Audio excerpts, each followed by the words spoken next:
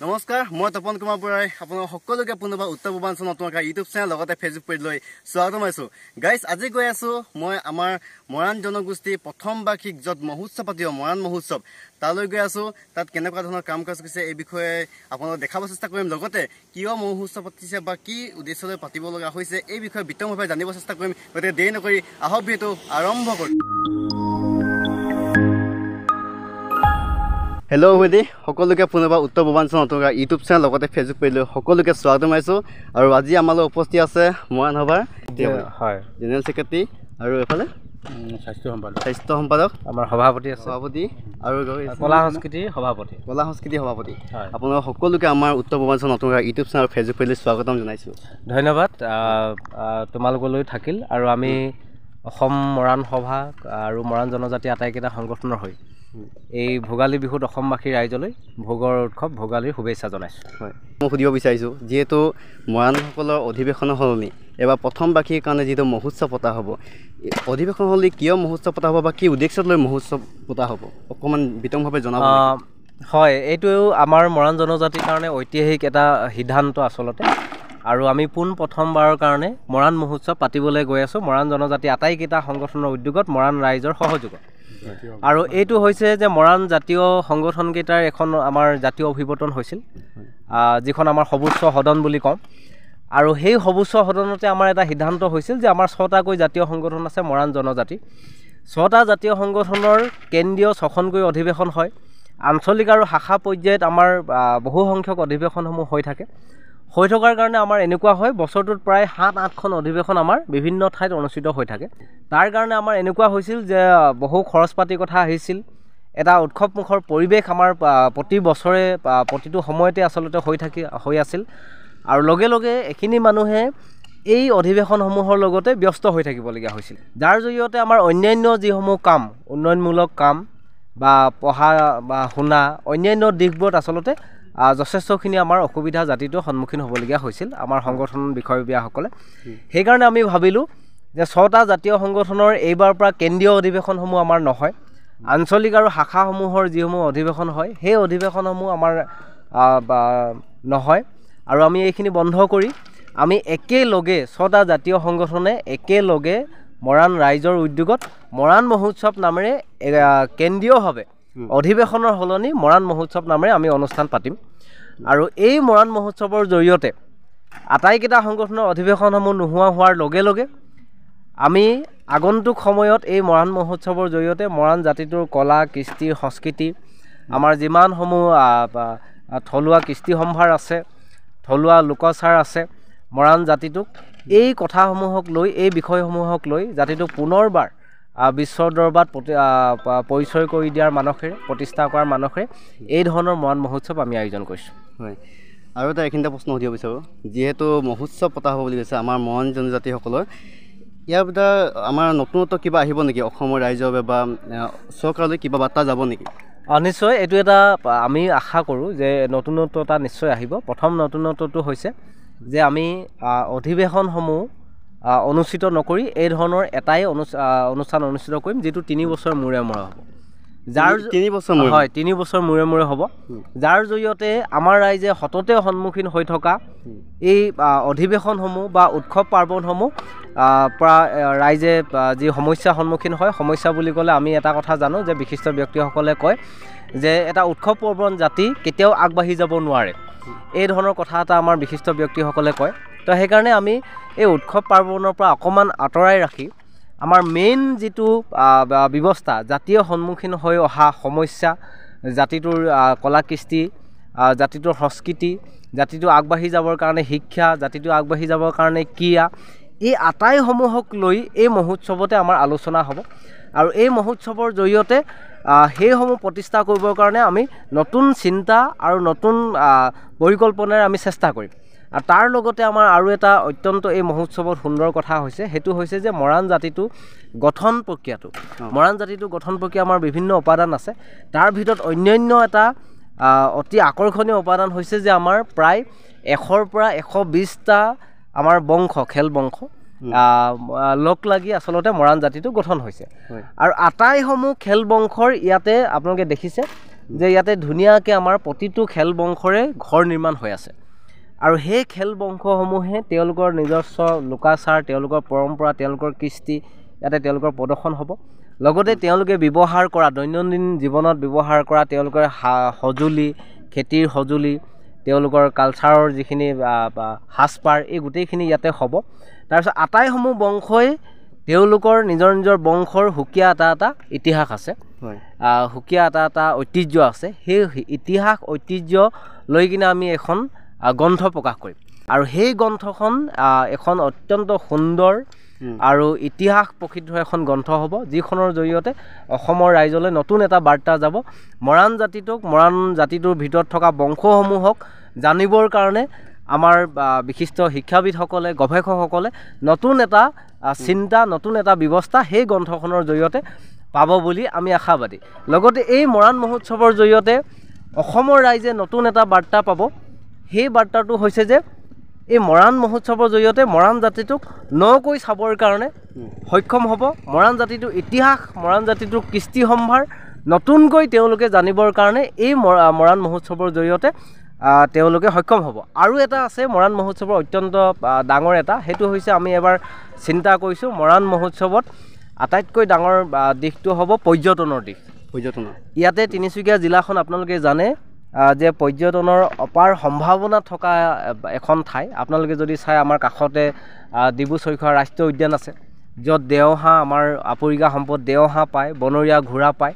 আপোনালোকে চাব যে মাগুৰী মতাপুং বিল আছে যিখন বিলত আমাৰ প্ৰায় 2000 বিভিন্ন প্ৰজাতিৰ চৰাই ইয়াতে পৰিভ্ৰমণ কৰে সেই ধৰণৰ এখন মাগুৰী মতাপুং বিল আছে আমাৰ ডিগবৈ য'ত আমি ভাবোঁ যে ইয়াতে তেল উৎপাদন হৈছিল প্ৰথম আৰু ডিগবৈ দিগ বুলি ক'লে হাতী শুকোৱা এটা শব্দ দিগ মানে আমাৰ মৰাণৰ ভাষাত উঠিবলৈ কোৱা বয় মানে বলা তো তাৰ জৰিয়তে প্ৰথম হাতী খোজতে তেল পাইছিল এই ধৰণৰ ইতিহাস প্ৰসিদ্ধ আৰু আমাৰ তেজীমলা পুখুৰী আছে আপোনালোকে চাব গোধা বৰুৱাৰ আমাৰ মানে গড় আছে এই ধৰণৰ আমাৰ পৰ্যটনৰ এটা অপাৰ সম্ভাৱনা থকা তিনিচুকীয়া জিলা আৰু এই মহোৎসৱৰ জৰিয়তে এই ধৰণৰ পৰ্যটনৰ এটা সম্ভাৱনা থকা ঠাইসমূহ আৰু পৰ্যটন এটা আগবঢ়াই লৈ যাবৰ কাৰণেও এই মহোৎসৱৰ জৰিয়তে ব্যৱস্থা কৰা হ'ব এইখিনিও দেশ বিদেশৰ যিসকল পৰ্যটক আহিব তেওঁলোকে পাবৰ কাৰণে সক্ষম হ'ব শেষত আৰু এটা প্ৰশ্ন সুধিব বিচাৰোঁ এইখিনিতে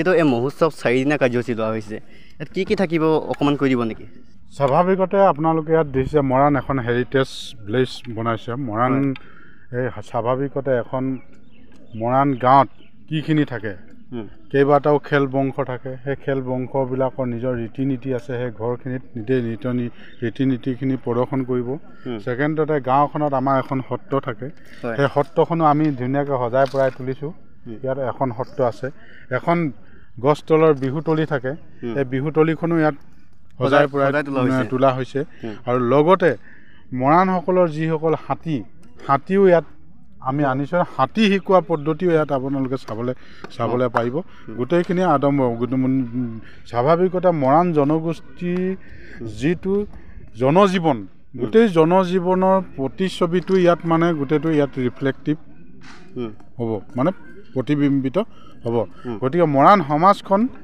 দাপোনত যেনেকৈ ফটফটীয়াকৈ চাব পাৰিব ইয়াত সচৈক্য একদম স্পষ্ট ৰূপত মৰাণ সমাজখন ইয়াত দেখিবলৈ পাব এইখিনিকে ধৰি লওক এই 4 দিনীয়া কাৰ্যসূচীত লগতে আমাৰ মুকলি সভা আছে বিভিন্ন ব্যক্তিসকলক লৈ ৰাজনৈতিক ব্যক্তিও থাকিব গৱেষকো থাকিব এখন মুকলি সভা আছে দ্বিতীয়তে আমাৰ আধ্যাত্মিক দিশত আলোচনা কৰিবৰ কাৰণে 26 জানুৱাৰীত এখন সত্ৰ মহাসভাই আমাক অসম সত্ৰ মহাসভাই অনুৰোধ কৰিছিলে যে আমাকো এটা স্থান সুবিধা এটা দিব লাগে বুলি আধ্যাত্মিক দিশৰ ওপৰত পৰ্যালোচনা কৰিবৰ কাৰণে আমাৰ আধ্যাত্মিক জ্ঞানে যেতিয়া আমাৰ সমাজখন বিকাশ কৰে তাৰ কাৰণে এটা তেখেতলোকক 26 তাৰিখখন দিয়া আছে আৰু প্ৰত্যেক ওচৰৰ জনগোষ্ঠী যিবিলাক আছে আমাৰ লগত বছৰ ধৰি সমন্বয়ে যিসকলে বাস কৰি আহিছে আৰু সোণোৱাল কছাৰী দেউৰী আহোম মটক চুতীয়াকে আদি কৰি যিমানখিনি খিলঞ্জীয়া জনগোষ্ঠী আছে এইফালে আমি কাৰ্বি ডিমাচা বড়ো জনগোষ্ঠীও কালচাৰেল টিম ইয়াত আনিছোঁ আৰু জনগোষ্ঠীয় মানে কালচাৰেল টিমবিলাক ইয়াত আহিব তেখেতলোকক সাংস্কৃতিক ইয়াত প্ৰদৰ্শন কৰিব মুঠতে এখন আডম্বৰপূৰ্ণ আৰু চহকী অসমীয়া সংস্কৃতিৰ বাহক মানে কৈ ইয়াত এই ফিল্ডখনত আমি এই বড়োচা সমন্বয় ক্ষেত্ৰখনত স্থান দিব বিচাৰিছোঁ যাতে ইয়াৰ জৰিয়তে অসম চৰকাৰে বা অসমৰ ৰাইজে আমাৰ খিলঞ্জীয়া জনগোষ্ঠীসমূহৰ সংস্কৃতিও এখন প্ৰতিচ্ছবি ইয়াত মানে পূৰ্ণ ৰূপত দেখিবলৈ পাব। ধন্যবাদ জনাইছোঁ আপোনাক সকলোকে ইমানখিনি সময় দিয়া বাবে। এইফালে দুটা দেখি পাইছোঁ বহুত দিনৰ মূৰত দেখুৱাইছোঁ এই আপোনাৰ লগত ভিডিঅ' এটা বনাইছোঁ মনত আছে মৰাণ জনগোষ্ঠী কলা কৃষ্টি এপিছ'ড 1 বুলি বনাইছিলোঁ। ইয়াত আজি কি কামত লাগিছে আপুনি? মই জনসাধাৰণৰ এটা নামঘৰ বনাবলৈ কৈছে, গতিকে সেই নামঘৰটো আমি আজি 14 দিনে হৈছে 13 দিনে হৈছে আমি লাগি আছোঁ 4জন মানুহ। পিছে এফালে আপোনাৰ মৰাণ জনগোষ্ঠী কলা কৃষ্টি কিছুমান বস্তু সামগ্ৰী যোগাই এতিয়া আৰু সেইবোৰ আছেনে নাই? মোৰ ঘৰত আছে, এতিয়া সংৰক্ষণ কৰি ৰাখিছে। কিবা নতুনকৈ আৰু বনাইছে নে? নতুনকৈ কিছুমান বনাই থৈছোঁ, জাকৈ খালৈ ডিঙা এইবিলাক।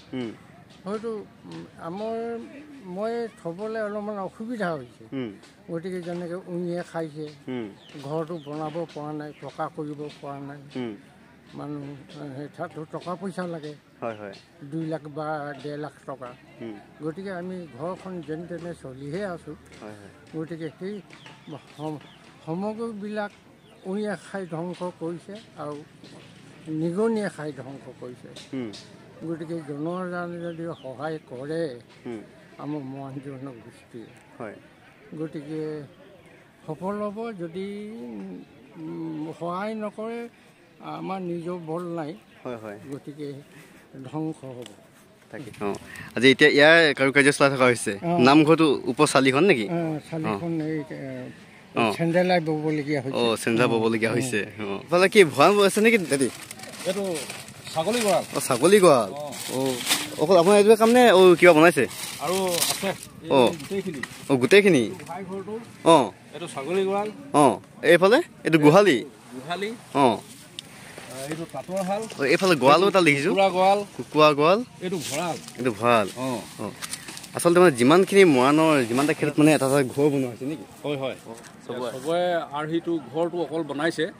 তাৰপিছতে এতিয়া মৰাণৰ যিটো ঘৰ যিমানখিনি থাকে সেইখিনি অকল এই আমাৰ দহোটীয়া বংশই এইখিনি বনাই দিব। তাৰমানে এইখিনি অকল দহোটীয়া গোটেই মৰাণ জাতিটোৰ কাৰণে। আচ্ছা, এইখিনি প্ৰায়তো একেই হ'ব চাগে, সেইকাৰণে একেই হ'ব, সেইকাৰণে বাকীখিনি বেলেগে বনোৱাতকৈ মানে একেটাই বনাই দিছে। এই ঘৰৰ আৰ্হিটোহে সলনি হ'ব, আৰ্হিটো দিছে। তাৰপৰা ইয়াত গোটেই সম্পূৰ্ণ ঘৰখিনি ইয়াত দিয়া হৈছে।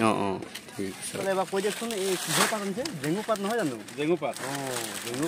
জেঙু পাত আজিকালি প্ৰায় পাবলৈ টানেই হৈছে। ক'ত পালে আপুনি? এইখিনিত নায়েই। এই জেঙু পাতখিনি অনা হৈছে দিয়াকৰ পৰা। এইবোৰ কাঁইট নেকি? আচ্ছা, এনেকৈ লাগিলে অলপ কাঁইট পালে। দিয়াকৰ পৰা ভালমান দূৰৰ পৰা অনা হৈছে। দূৰৰ পৰা কালি আমাৰ দহোটীয়া বংশৰ গোটেইখিনি মানুহ আহিছিলে, দিয়াকৰ পৰা আহিছিলে। তো সিহঁতে আহোঁতে এইখিনি লৈ আহিলে। একেবাৰে ভোজ ভাত খাই মেলি ৰাতি গুচি গ'ল। তাৰপিছতে আৰু এদিন আহিব মাজতে, তো সেইদিনাই এই ঘৰ যিখিনি বাকী আছে এইখিনিও কমপ্লিট কৰি যাব। আচ্ছা, তৰাণীয় ভাল ধৰিছে আপুনি? 9টা লাগিছে। ক'ৰ পৰা যোগাৰ কৰিছে এতিয়া ভোজে? নিজৰ বাহিৰ নেকি? নিজৰ বাহিৰ। ঢেকীয়া লতা নহয় জানো ককাই? ঢেকীয়া লতা। ঢেকীয়া লতা। আজিকালি পায় না ঢেকীয়া লতাবোৰ? ঢেকীয়া লতা পায়, বাৰীতে পায়। এই তৰাণী এই ককাইহঁতৰ বাৰীতে এইবোৰ সংৰক্ষণ কৰি ৰখা হৈছে। তাৰ পৰাই কাটি মেলি লৈ আহিছে। এইটো এতিয়া আপোনাৰ অকলেই নিজা প্ৰচেষ্টা নেকি? নহয়, আমি দহোটীয়া বংশ লৈছিলে। এতিয়া কালি বনালে ইমানটো হ'ল, আজি বাকী শেষ কৰিব। এইবোৰ ঢেকীয়া লতা? আচ্ছা, ঢেকীয়া লতা। এইটো আহিছে টেঙেৰি তৰাণী সেইটো চাইডত, কঁঠালগুৰি চাইডত। দূৰৰ পৰা আহিছে তেতিয়াহ'লে? আমাৰ ইয়াত দেখি পাবলৈ নাইকিয়া হ'ল। লাগিছে।